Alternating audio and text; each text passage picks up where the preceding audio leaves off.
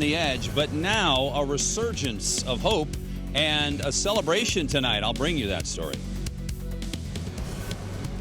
And I'm Kristen Casado, live at Humphreys by the Bay. The San Diego Music Awards about to kick off, honoring the most amazing talent in our city. All that story coming up. And I'm meteorologist Mark Mathis. All right, had some very hot conditions and now some cooler conditions and new images from space showing our historic drought. We'll talk about it all coming up in weather. Mr. Rudy? Hey, Mark, Kobe returns to San Diego. The Bolts turn their focus towards the Raiders, and the Giants try and complete the sweep of the Nationals. Sports at 6:45. Right now, it's the KUSI News at 6 p.m. 4 months of fear is over, and now a community is celebrating because of the arrest and a series of assaults on women in North Park. The people there are thanking police for their work tonight. KUSI's John Dupree joins us now live from North Park, where a celebration is getting underway. John? Lauren and Ross are celebrating for good reason. There's been an arrest in a case that has plagued this part of the city for more than 4 months. It was way back in April, on April 30th, as a matter of fact, that a woman walking at night was assaulted. She was hit hard from behind by her assailant.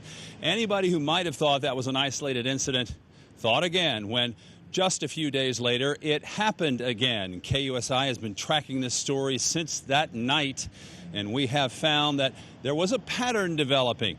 These assaults were close together.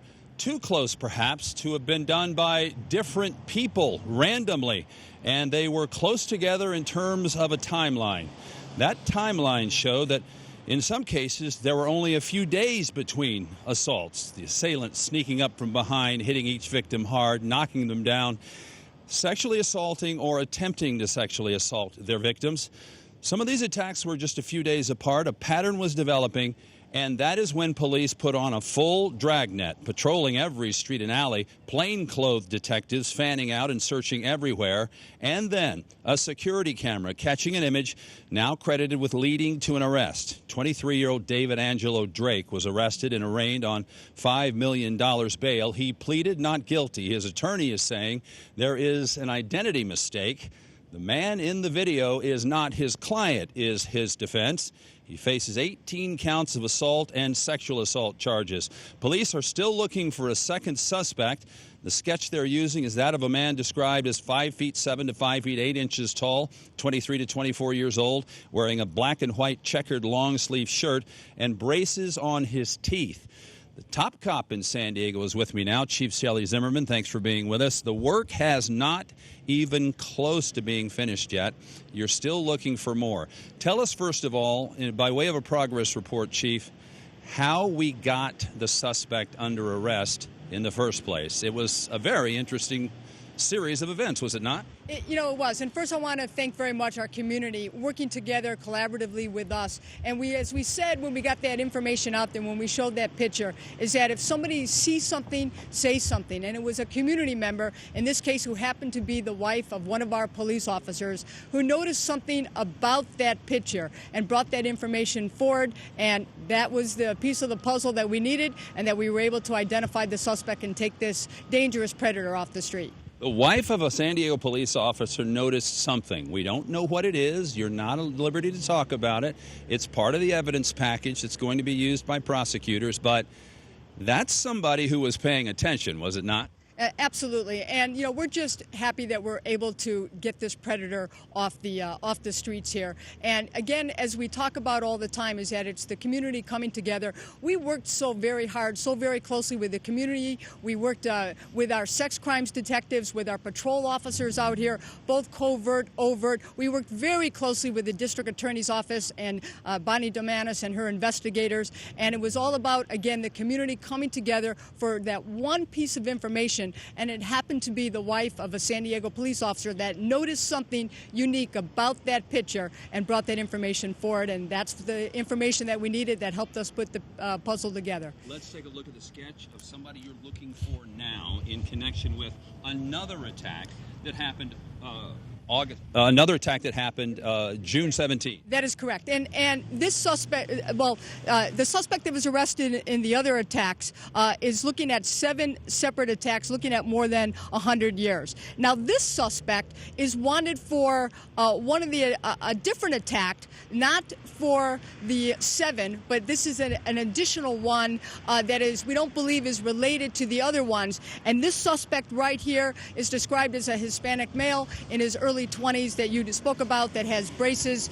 And we are again asking the public that if you know who this person is, or you believe you know who this person is, you recognize anything about this portrait, please get a hold of us so we can take, again, very critically important that we can take this individual off the streets. Community members are putting together an event that they're going to thank the police, and you're going to be there to say, you're welcome, but we're not done yet, right? You know, and that's exactly correct. And, you know, the only thing that our officers, the wife of our police officer, all they want to remain anonymous. All they want is what we all want, is to make sure that San Diego is the safest city in the United States. And so this great momentum that we all have with the public working together with our police department, that's the momentum we want. If you see something, we would prefer to proactively go out and prevent crime before it happens. So if you see something, say something. Chief Zimmerman, thanks for being with us. We'll talk more about this second suspect and the South Bay incidents in our 6:30 report. We'll see you then. Thank you very much. All right, that's it from North Park right now. John Dupree, KUSI News.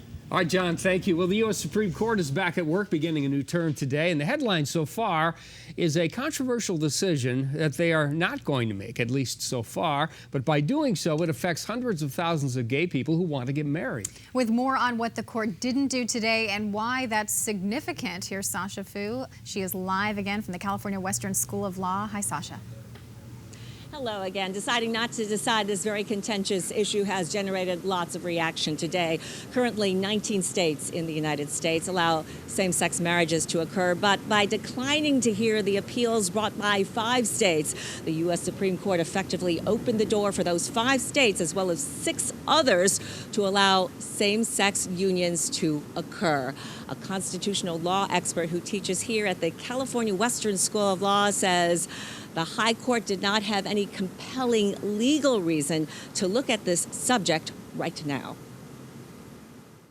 The court recognizes that it's not an elected branch of government, that its legitimacy depends on it not being seen as jumping into too many social policy questions too early. And I think they were sensitive to that here. And because there's not been a conflict in the lower courts, there really was no countervailing reason for them to jump in. So I think that this shows you that they take the need to be somewhat restrained about big controversial social issues somewhat seriously.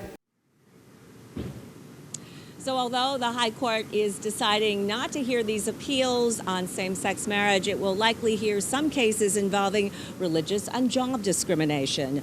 A case involving a judge who wants to fundraise directly, and a case out of Arizona that involves political redistricting. That latter has implications for us here in California. There's also a really interesting case involving the use of Facebook, and when Facebook use goes from free speech to criminal conduct. We'll tell you a little bit more about that at 6:30. We're live downtown. I'm Sasha Fu, KUSI News. Sasha, thank you. Well, the Jobs Coalition and San Diego City Council member Myrtle Cole's office have reached an agreement to lower the impact fee developers pay to the Housing Trust Fund. Now, this fee ignited a huge political fight between the business community and the labor-dominated city council. But the two sides worked it out, and today the council embraced a compromise. Here's Steve Bosch with more on that. Steve? Well, the council had overreached when it raised the fee by 500%. Now, business countered with a signature drive to have that increase overturned. The council backed off and rescinded the ordinance. The opposing groups on the housing issue have done what the council couldn't do. They found middle ground and compromised. The developers will accept an increase in the fee, and the Housing Trust Fund will nearly double in revenue. With the economy in recession, Governor Jerry Brown killed redevelopment, a primary source of funding for affordable housing. The council was supposed to revisit the fee annually, but never did. That frustrated Councilmember David Alvarez. Underfunding of affordable housing, just like we've underfunded pensions, just like we've underfunded infrastructure in the city. The council finally acted and did something after 17 years of nothing. But business saw the fee increase as a job killer and a drain on the local economy. At a time when our economy is still fragile, we cannot afford to do something that might put jobs at risk. We cannot afford something like this job tax that could easily push us back into the economic recession. San Diego is nearly 40,000 units short for very low and low-income housing.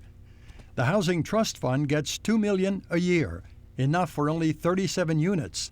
The council wanted an $8 million increase, enough for about 100 units per year, but still far short of what's needed. This is one of the ways that we fund our Affordable Housing Trust Fund, which creates housing for folks from all ends of the spectrum, from the homeless to workforce housing and everything in between. The council increased the fee 500%, and the vote went along party lines. We're already seeing the jobs producers, the businesses that create jobs, saying, I can't afford to expand in San Diego, I can't afford to build a new building, I can't afford to start another office or another restaurant, because these fees are onerous, and I'm the one creating jobs. The compromise is a 3-year deal that increases the fee by 100% back to the 1990 level, starting in January 2015.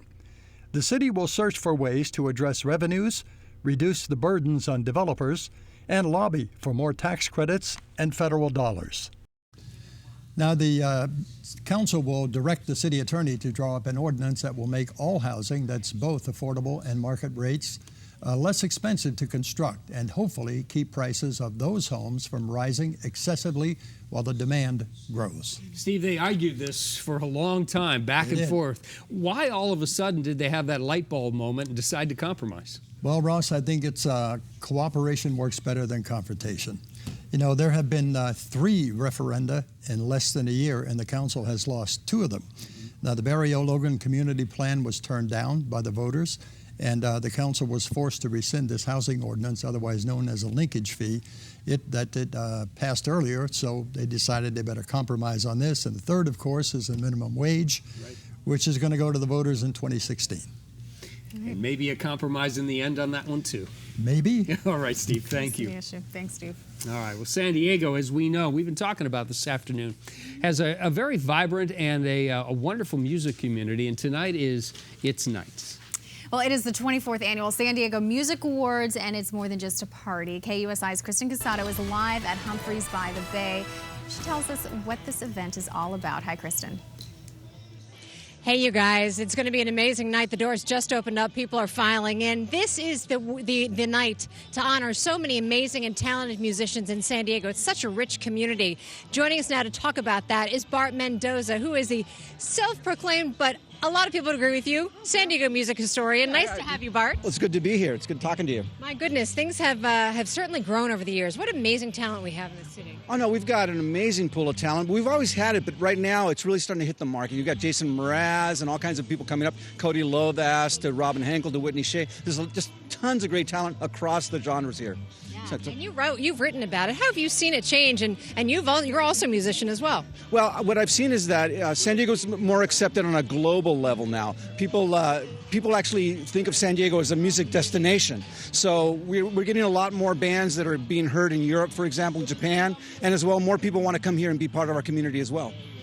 All right. Thank you, Bart. We're going to switch gears here and talk to a man who is receiving the Lifetime Achievement Award from the San Diego Music Awards and Music Foundation. Tomcat Courtney, so nice to have you. Thanks for being with us. Oh, I'm glad to be here with you. Tom, what do you think, what's a message to send to maybe upcoming kids who are just starting to pick up a guitar, maybe just starting to learn the blues? Oh, well, you know, blues, you have to do a lot of practice, that's for sure. And then you have to be that type of person who really wants to be a blues player. So that's what it takes. So you'll find out what year you practice enough, and you'll get it if you practice enough. And you, my friend, at the young age of, might I say your age? Do you mind? Yeah, I don't mind. At the young age of 84, you are 85. Still playing. I'm sorry. Oh, my God. 85. Happy birthday. I'm born in 29. Okay, 85. You still play out. Once a week at least at Turquoise and PB. You play all over the place. Yeah, I play like 3 or 4 nights a week, you know. At least 4 right now, you know. What do you love about it? Well, you know how it is. You have to love this here to be in it. You know, if I didn't love it, I'd have been washed up at 30 years old. You know what I mean? But I love it, so that's why, I guess I last so long because I never made. Sometimes I didn't make any money. Sometimes I made a little money, and sometimes I made a little money. You know what I mean? But you're a good, indicator and a good role model for other folks. So thank you very much, my friend. Thank you. And congratulations on your Lifetime Achievement Award tonight. So many awards. Also, Taylor Guitar receiving an industry award. It is going to be a beautiful night. Still tickets available. Come on, Nana Humphreys. This is like my Christmas and birthday all wrapped up into one. My very favorite night. We'll send it back to you guys in the studio. We can tell Yeah. in your voice. 85 and he still got it. Great. Love All it. right. Thanks, Kristen. Thank you. Well, a San Diego Coast Guard cutter is back home tonight carrying a surprising cargo load. Yeah, why the ship's crew is counting thousands of pounds of cocaine and what the Coast Guard is planning to do with it.